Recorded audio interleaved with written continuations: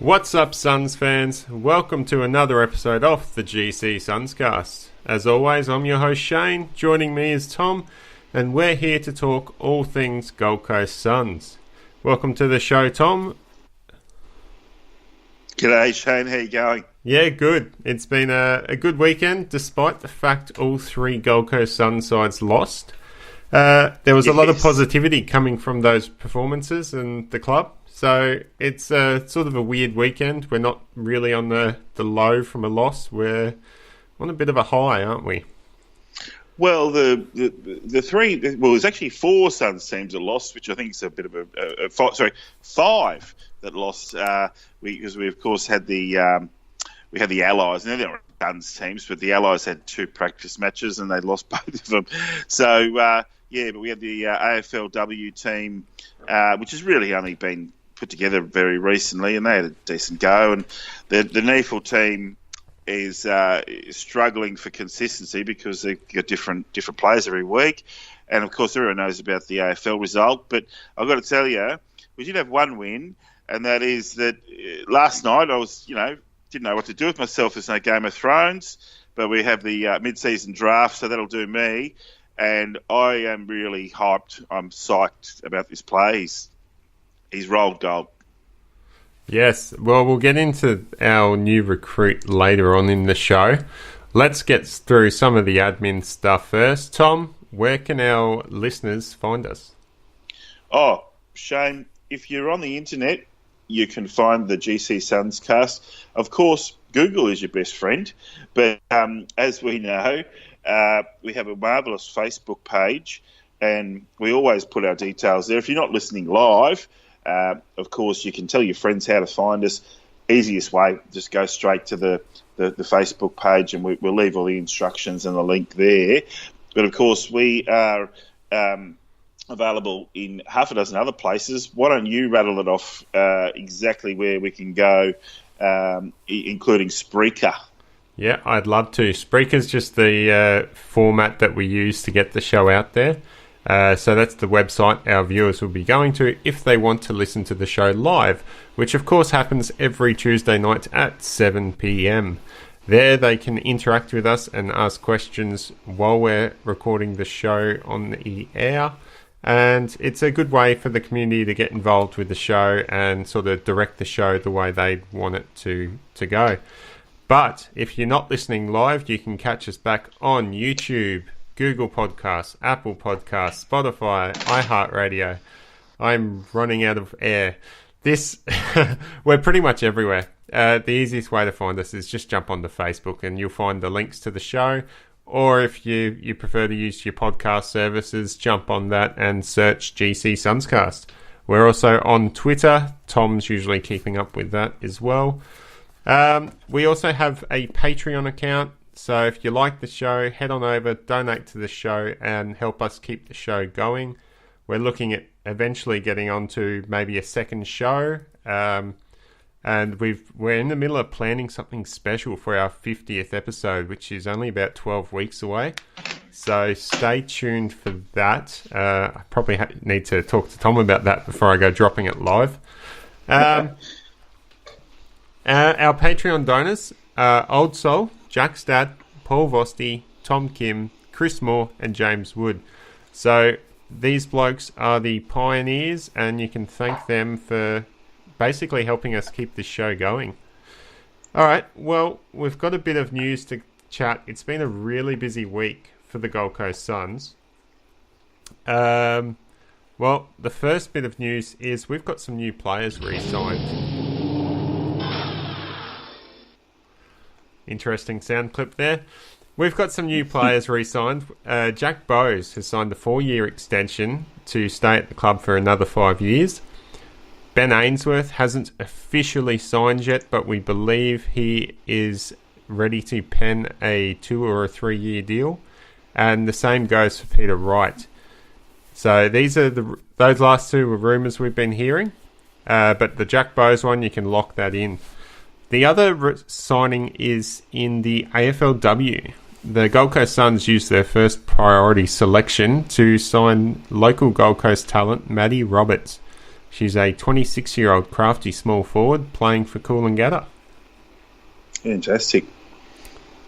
So, Maddie Roberts was on display on Saturday afternoon or night for the AFLW team. Gold Coast Suns AFLW side played the Brisbane Lions side and unfortunately were defeated 4 goals 6-31 to 2 goals 3-15. Now, the only 2 goals the Gold Coast Suns scored was courtesy of Taylor Smith. So, nice key forward there with a nice accuracy.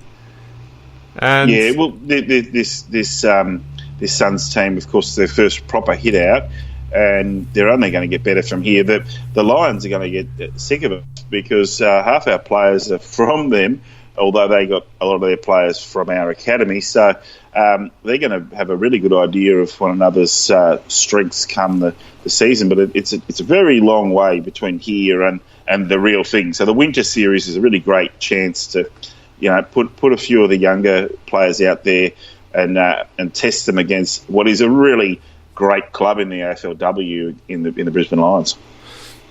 Yeah, it is. As you mentioned, it was really a lot of the girls' first hit out against opposition together.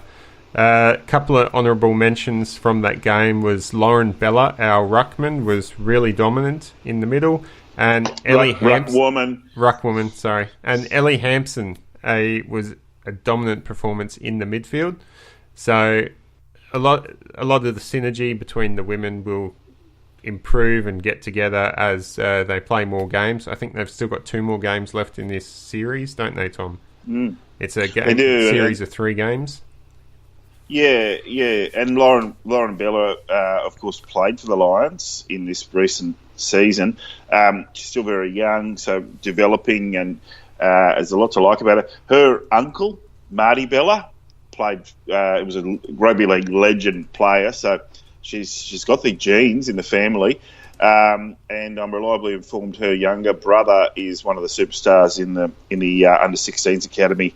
So a lot to look forward to there from that particular family. I'm looking forward to the day, Shane, where a brother and sister play at AFL or AFLW level. It might not be the same day because the seasons don't align, but it'll certainly be a big milestone for the club. And I think there might be a few possibilities in the next sort of 12 to 24 months with players coming through. Brother and sister. We've had brothers. Haven't had too many, but we've had brothers. And we're looking forward to maybe a few more of those, but we'll get into that a little bit further. Yep. All right, well, let's jump into a game that actually happened prior to the AFLW game. It was Gold Coast Suns NEAFL side versus the Sydney Swans NEAFL side. And unfortunately, this game wasn't much better. Tom, do you want to lead us through it? Yeah, look, the first quarter things were really looking exciting. The teams are really well matched, and in fact, the Suns had maybe a couple more AFL-listed players. Having said that, the Sydney Swans Academy and the Sydney Swans, the bottom of their list, their NEAFL, is super competitive. Like they delisted players last year, the Swans, who were, had played in grand finals in the NEAFL and had played AFL at AFL clubs. That are the very best NEAFL team. There's just no doubting it. And only half their team was AFL listed. The other half was academy. And as we know, the best academy players from each team are playing in the national championships practice matches. But the Sydney's 11 or 12 top-up players from the academy are all super-duper players. Like they're just they were never going to let them down. Our top-up players are okay. Like I don't want to take anything away from them, but most of them will never play AFL, and that's the difference. Look, the second quarter, the Swans got on a run, and this is what they did the previous game against us. They're very good at getting out of the middle. Their ruckmen probably outshaded our ruckmen. Look, Tommy Nichols had a decent game, but he was going against some really really high quality ruckman from Sydney. So he got double teamed, and it sort of showed. The longer the game went, Sydney were just kicking 2 or 3 goals in a row and just keeping on increasing their margin. Shane, I've called this from a long way out. The other Connor Nutting, who's been on our list for a year and a half now, he is stepping right up. He had 3 goals and could have kicked 6, and really classy goals too.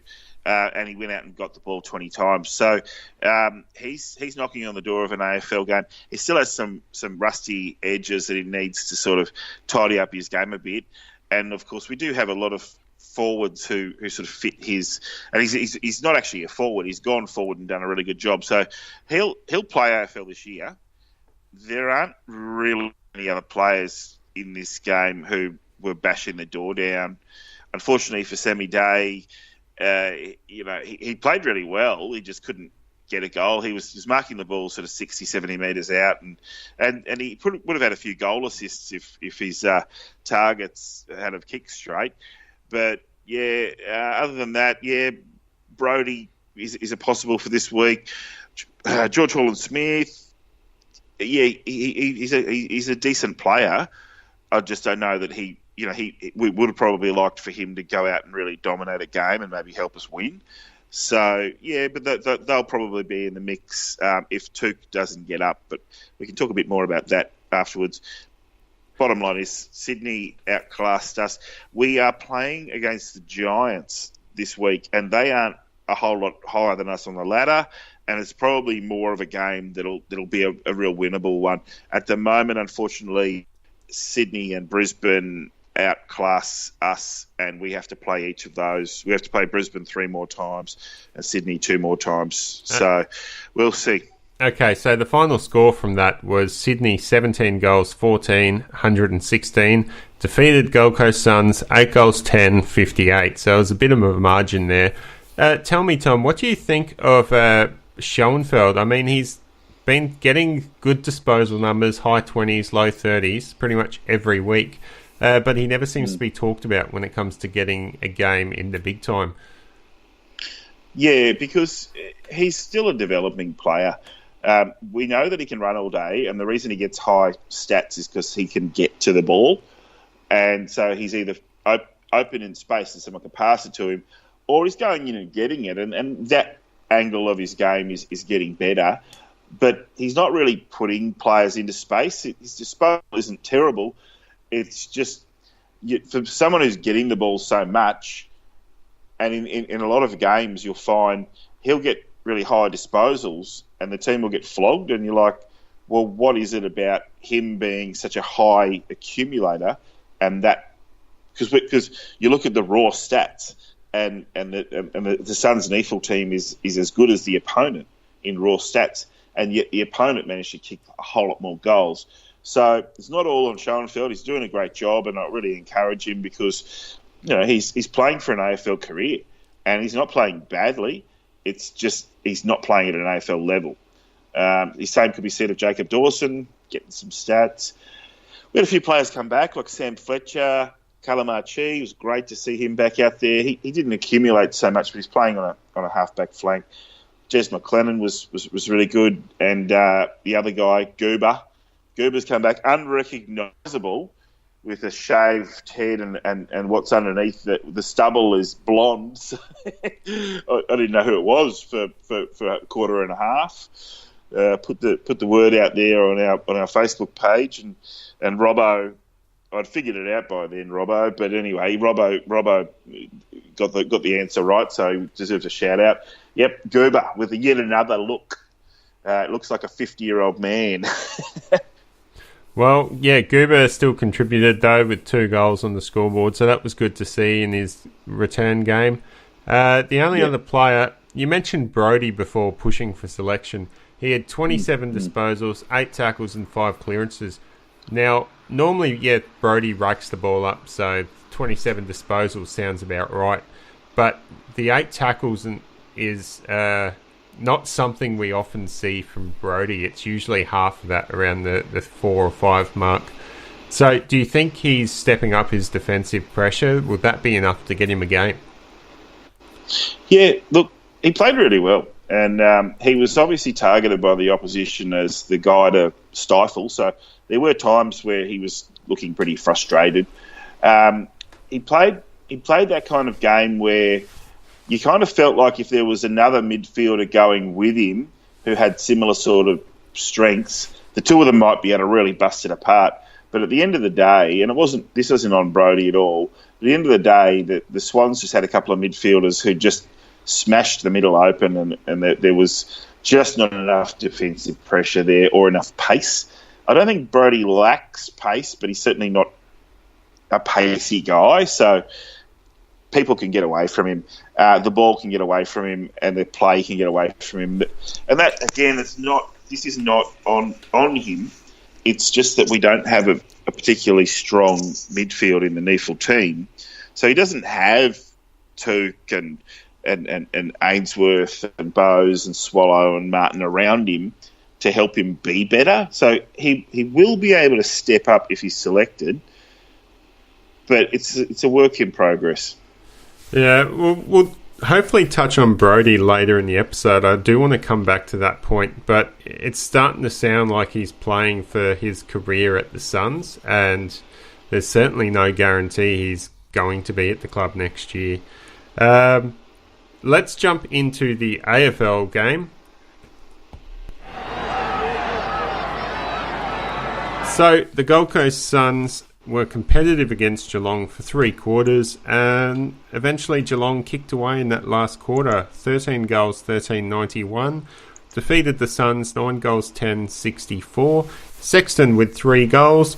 Besides that, not much else going on. Let's go through some of the better players that we liked on the game. Can't go past our captain, Swallow, with 29 disposals, 12 clearances, and a goal. So and a timely goal. Yeah, it was. He really, what's the word? He really applied himself throughout that game and made his presence felt. It was absolutely a captain's performance. The other especially captain, the stoppages. Yes, definitely. He continues to, and that's where we needed to improve, and he's almost carrying that on his own back. Yeah, and the other captain, Jared Witts, 51 hitouts, 15 disposals, and a goal as well. And what a goal. Yeah, it was. But the other impressive thing is his hitouts to advantage was at a season high for him in that game. He had 14 hitouts to advantage, and that's up from his season average this year of 11 hitouts to advantage. So really good performances by Witts and Swallow as our captains. It's elite is what it is, 14. He's very good at 11. Elite, 14 is elite. And he is getting better all the time. It's just great. So, the other couple of players, I mean, this is probably a good chance for us to go over our 3-2-1. So, let's actually do that. Yeah. Mine is 3 votes for Witts. You know, as we've just said, he was a big body in the midfield and just forced his presence around the ground. 2 votes for David Swallow, same as Witts. And then 1 vote I want to give to Anthony Miles. He took a cheeky jab from Ablett in the third quarter and still lived to tell the tale. He had 23 disposals, and probably the most notable thing about those disposals was he was going at 87% disposal efficiency, which was the highest of any Sun for the night. So 23 disposals, a majority of them hit their targets. So it's a great effort from Anthony Miles, and it's why we brought him into the side. And that's after getting more than half of his possessions in contested situations. You could excuse someone like, Swallow got 19 contested possessions and 58.6 disposal efficiency, because when you got someone dragging off the back of you and you're trying to handball it or kick it, you're not always going to find your target. But Miles just gets in and he gets absolutely hammered. So much to admire about him. He's a great acquisition. And if he's in our team for the next few years, we're going to get better because he leads by example. He's a leader who isn't necessarily yapping away or whatever. He's just showing everyone else how to do it. Love him. He's a hard, tough nut player, and the Gold Coast Suns now are starting to look like a side full of hard, tough nut players, and that's fantastic. It's a bit of a backbone that Suns fans have been wanting their club to show for several years now. On the opposite end of that scale with disposal efficiency is Jack Martin. He had 30% disposal efficiency from his 20 disposals. Now, it's tough with Jack. He shows glimpses of, extreme ability, but he can never continue it. It seemed, watching the game on Saturday night, I made the note that it seemed whenever he was close to goals, he seemed to have that extra spring in his step, that extra bit of speed. But later on in the game, when the ball was on the wing or on the half-back line, he just sort of lost that speed. So he's either tired or he just doesn't have that urgency about him unless he's in front of goal. Yeah, I mean, the thing with Jack is that he's the most talented person on the field. And so when you see him having 5 clangers and kicking the ball straight to the opposition or whatever, it's just really disheartening. But I'm going to say some things that might surprise you. He had 12 contested possessions, which is fantastic. He had 8 clearances, including 2 in the middle, which is, the equal best because we rotate. This year we're rotating our players through the middle. Our centre clearances, we just edged them in centre clearances. So thanks to Jack for his contribution there. And he had 6 stoppage clearances, which after Swallow was the best on the field. He had 8 tackles, which after Nick Holman was the best on the field. So he was trying, but there's just something off with Jack. He's fumbling. I mean, I know that there's been a couple of wet weather games in a row, but he's not as clean. The opposition seem to be targeting him. There seems to be somebody. He's not really getting tagged, but the opposition know to get on him. I think he'd be disappointed in his own game. I think he would have wanted to have had a better game. But having said that, he was probably one of the best players on the field. So it's hard. It's hard because he seems like he's not achieving, but he's got such a high ceiling and he wasn't close to the ceiling. So, if he's going to be a match winner, we need to see something change. I don't know if we're playing him anywhere near where we need to be playing him. He starts as a forward. He's not getting targeted in the forward line. He's not getting the goals. He got a goal, Tom, but Just on that, our chat is very active tonight, which is fantastic to see. And Jerry Stiller says Martin had 8 clearances and 8 tackles. His tank is probably not the best for midfielder. Do you think that's right? Do you think we shouldn't be playing him in the midfield and he should be more of that half-forward flank sort of player? Yeah. It's called it in AFL coaches speak. It's actually called the Jack position. Jack Bowes is really good at it. It's that guy who gets forward and he gets into the goal square, which Jack Bowes. How about his goal where he had an air swing and then he shanked it and then he kicked it in with his back heel and still got the goal. Anyway, so that position is perfect for Jack Martin. It's outside mid, not inside. We've got inside.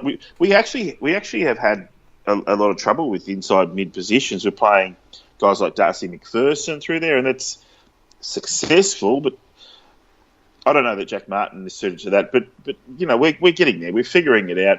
I'd just love to see Will Powell go down one wing, Jack Martin go down the other wing. If Jack Martin goes a bit forward and say Lukash just comes up on the wing behind him, beautiful.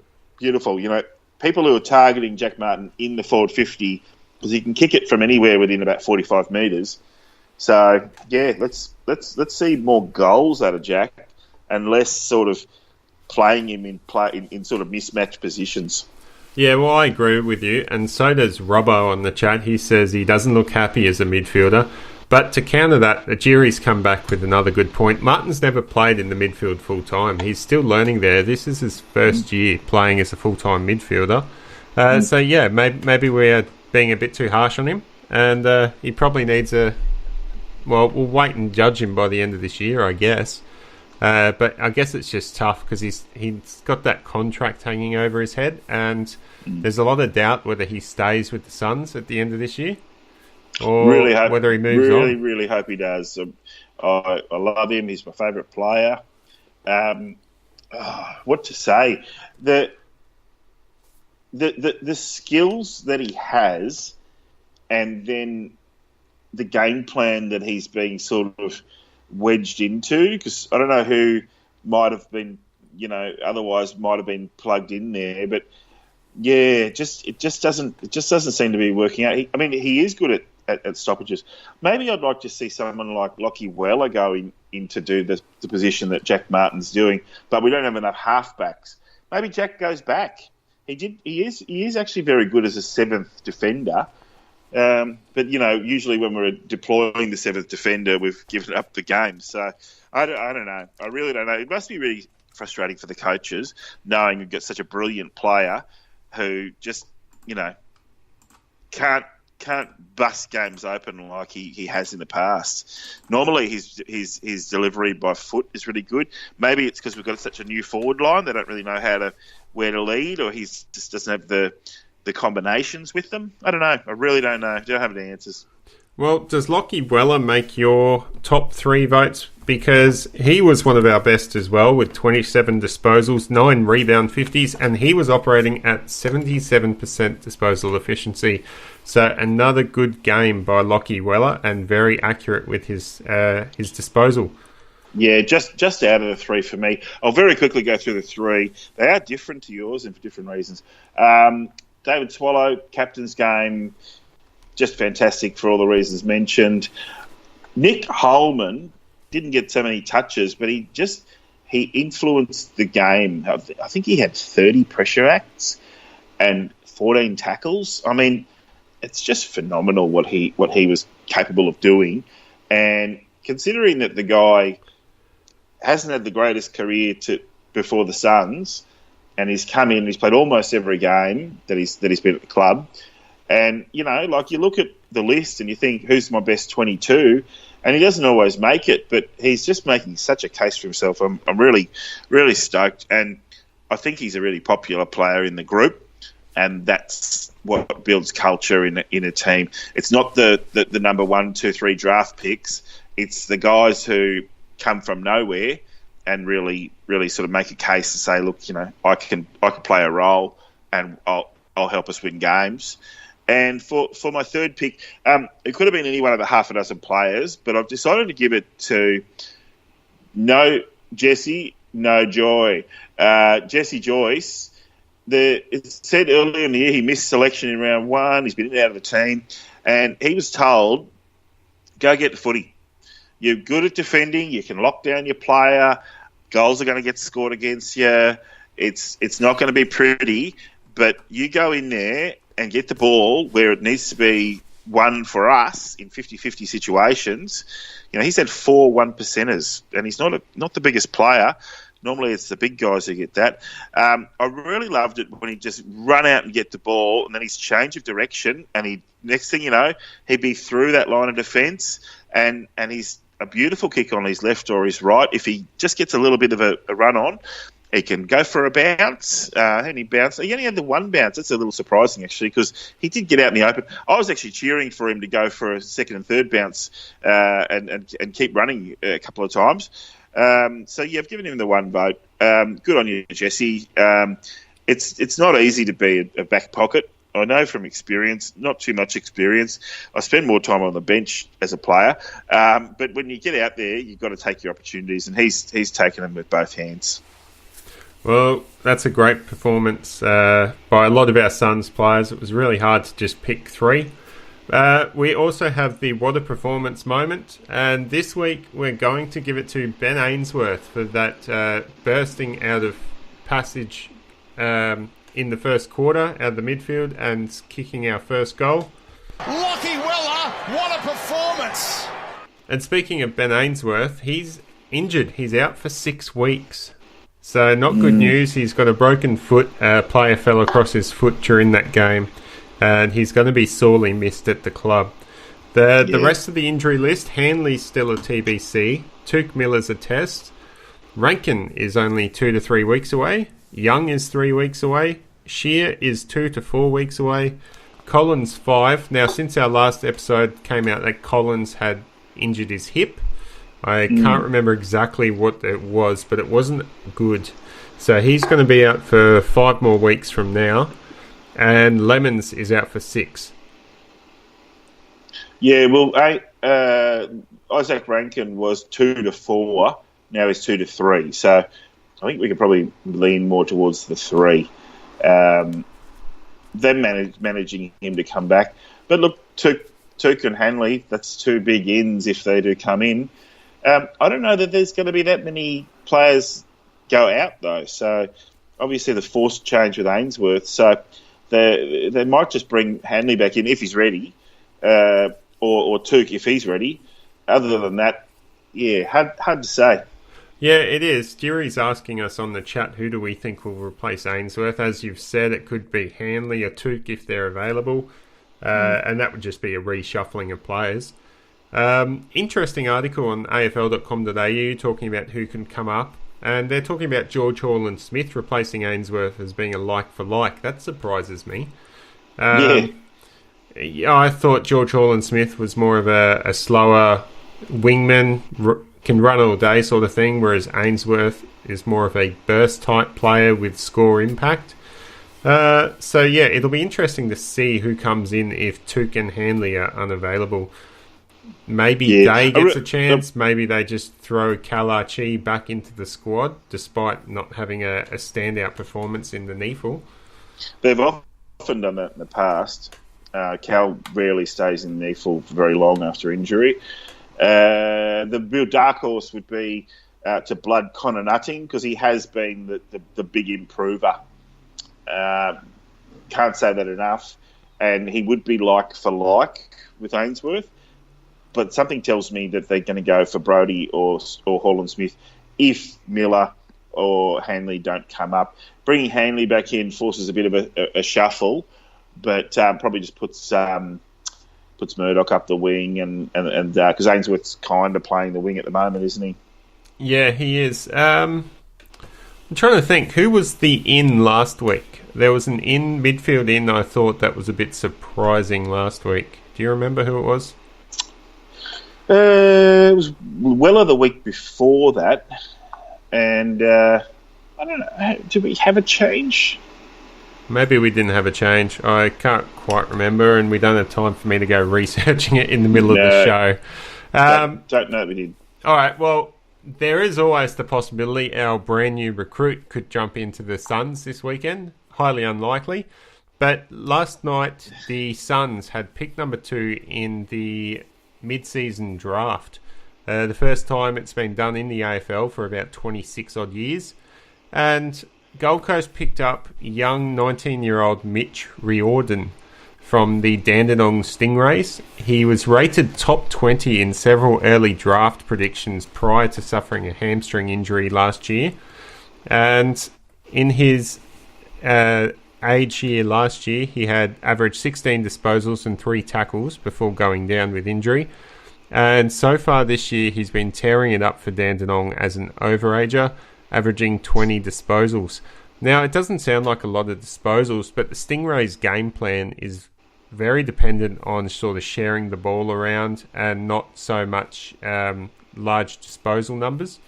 So that's right. At that level, 30's kind of, outrageous. So 20 is not high, but it's not low.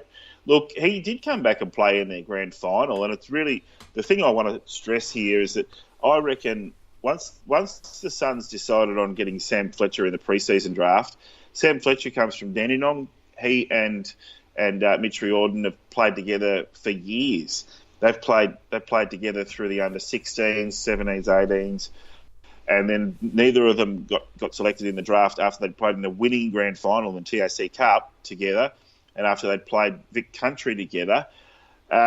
So it wouldn't be surprised at all that they've had a closer look at this guy, because I'm not saying they're best mates or anything, but his mate that he's come up with is our newest recruit. Well, now we've got two guys from the Dandenong Stingrays who are, obviously going to be. Another thing to add about Riordan is he went to Haileybury, which is a famous AFL breeding ground, and another Gold Coast Suns recruit who went to Haileybury and graduated last year is Ben King. So he's not unknown to our players. I really have to take my hat off. I'm really thrilled about this guy. He was really highly rated going into his draft year. He just got injured at the wrong time when all the biggest games, when the final games of the national championships are going on, when the final games of the TAC Cup, he came back, but you mentioned his stats. Well, he's gone up to 5 tackles and 20 touches a game this year, which is what he was sort of doing. But when he returned from injury, he was low. He still played a part in the team effort, and sometimes in a team that has a lot of superstars, you get kind of lost and you don't get as many touches as you say. But I'm really thrilled about him. I just want to say while I'm thinking of it, a lot of people would be asking why didn't we pick 2 players last night, and I think I know why. Sam Fletcher's actually a rookie. He's not on the senior list. And so we have 9 rookie places. And so I'm going to say that Mitch Riordan comes onto our rookie list. And we have 39 senior players and 9 on our rookie list. And we're allowed to replace players because our senior players are injured. It doesn't mean that they take their spots on the senior list. So I know it's complicated. The other thing that I'm saying is that Nick Holman was rumoured to have been promoted to the senior list, but it never happened. I think what happens next is Nick Holman goes to the senior list at the end of the year, and Ace, Huego Paul O'Hire, he is not an Australian, so he doesn't have to go through the draft. He can just be put on the Category B rookie list. So that's what I think is happening with that extra pick that we might have chosen. Okay. Another correction on the chat. Old Soul reckons we're saying Mitch Riordan wrong, and he believes it's Mitch Riordan. So, Tom, we'll have to do a bit of research on that and just confirm how to say it. Another player's name we need confirmation on. I can say for sure that he's not saying it either. It's Irish. And so no one in Australia is going to get Irish right. So if Riordan's closer than Riordan, great.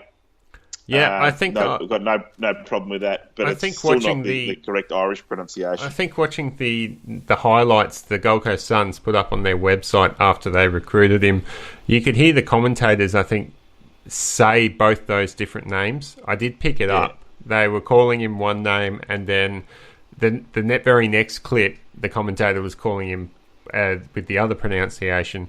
So it's probably going to be one of those ones we need to get from the player's mouth as confirmation. Wouldn't it be good if the club had actually come out and give us a bit of a helping hand with a few players whose names are hard to pronounce? Well, why don't we do it this way? You call him Riordan, and I'll call him Riordan, and that way one of us is always right. So Matty Lloyd actually came out and said how much of a great player he's going to be for the Suns, which is a bit surprising. We know Matty Lloyd doesn't have the greatest, foresight. The Bombers are going to win the flag every year, and the Suns aren't going to win a game. It's his usual go-to. So, but from him. He did coach Mitch last year, so he awesome. Has had a bit of. He's been close enough to the bloke to get a fair indication of what's going to happen with him. He's hailed him as a future leader and a 10-year son. So from all reports, he seems like an explosive midfielder that can just take the game on. And, the only real problem was his injury last year. And, it's a hamstring injury. Unless he's got chronic hamstring problems, the club should be able to get him right. And he's been on fire this year. He's been playing this year Yeah. in the NAB league, and going better than he ever did. So he's hot to trot. 187 centimetres and 83 kilos. We've had players around that height who've taken 4 or 5 years to get to 83 kilos, and who knows if it's 83. That's what he was listed at last November. Could be more by now. Like we're not talking about a player who we need to teach how to play the game. We just need to put another pre-season in him at AFL level, get his tank up there. He's going to be playing on Saturday morning in the NEAFL and adding a real new dimension, especially with his combination with Sam Fletcher. Yeah, it's going to be really interesting. There's been a lot of talk about the pre-season draft not being utilised properly, as the AFL may have wanted more experienced recruits to be picked up than young kids. But from the Suns side of it, we're going to be able to get 6 months of development into this kid, and that's before the pre-season starts. So not only is he going to go through a full pre-season, hopefully with the club, and by that stage know his teammates and know the structures and the game plan the coaches are all pushing, but he's also going to have 6 months worth of training backed up with the boys. He should be, if he doesn't play this year, he should be right to go in JLT next year. Yeah, absolutely. We really needed this exact type of player. Dunkley would have been good, but Dunkley sort of seemed to have had his heart set on staying in Melbourne. We never know the truth of the rumours with that, do we? So at first, my first reaction was, what? Who's that guy? And then I did my research, and it didn't take very much to unturn a whole lot of stuff. He had a really great article in the AFL.com.au where he was chosen by his coach to get up and talk about regret. And you can just see what a heartbreak. You go through your whole draft year, and people are telling you that you might be first or second round, and your team's kicking butt all year, and you're just having it. Then you're right on top of it. You're in the national championships. You do your hammy, and then no one wants to know about you come draft time. He really. There are 17 clubs kicking themselves right now. Yeah, and it's his presence at the club suddenly sort of puts a bit of pressure on, I think, Will Brodie, because in my opinion, I think Mitch Riordan is the type of player that we expected Brodie to be, and he hasn't. Mitch Riordan. Brodie hasn't lived up to that expectation or that potential as a dominant midfield bull that can break away from clearances.